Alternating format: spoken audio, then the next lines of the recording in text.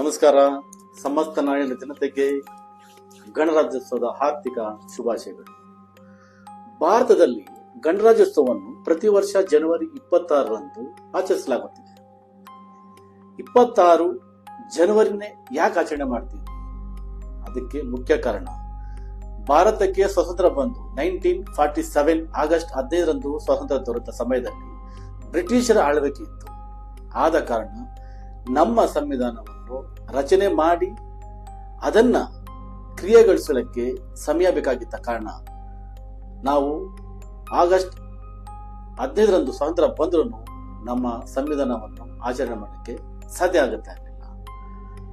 ಅದೇ ಸಮಯದಲ್ಲಿ ನಮ್ಮ ಸಂವಿಧಾನವನ್ನು ರಚನೆ ಮಾಡಬೇಕಂತ ಹೇಳ್ಬಿಟ್ಟು ಒಂದು ಸಭೆ ರಚಿಸಲಾಯಿತು.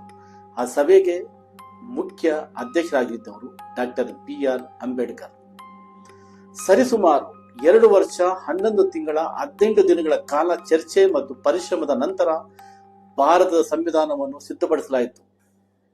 1950 ಜನವರಿ 26ರಂದು ಜಾರಿಗೆ ತರಲಾಯಿತು. ಆ ದಿನವನ್ನೇ ಗಣರಾಜ್ಯೋತ್ಸವವಾಗಿ ಆಚರಿಸಲಾಗಿದೆ.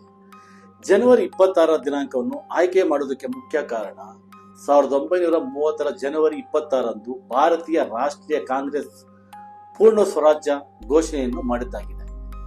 ಈ ದಿನವನ್ನು ದೇಶಾದ್ಯಂತ ಹೆಮ್ಮೆಯಿಂದ ಆಚರಿಸಲಾಗುತ್ತಿದೆ.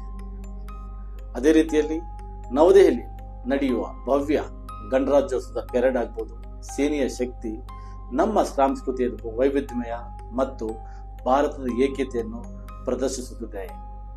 ಗಣರಾಜ್ಯೋತ್ಸವವು ಭಾರತೀಯರಿಗೆ ಮತ್ತು ಸ್ವಾತಂತ್ರ್ಯದ ಮೌಲ್ಯವನ್ನು ನೆನಪಿಸುವ ಮಹತ್ವ ದಿನವಾಗಿದೆ. ಆದ ಕಾರಣ ನಾವು ಜನವರಿ 26ರಂದು ಏನು ಈ ಗಣರಾಜ್ಯೋತ್ಸವ ಆಚರಣೆ ಮಾಡ್ತಾ ಇದ್ವಿ. ಸಮಸ್ತ ನಾಡಿನ ಜನತೆಗೆ ಹಿಂದೂಸ್ತಾನ್ ಗೋಲ್ಡ್ ಕಂಪನಿ ವತಿಯಿಂದ ಹಾರ್ದಿಕ ಶುಭಾಶಯಗಳು. ನಮಸ್ಕಾರ.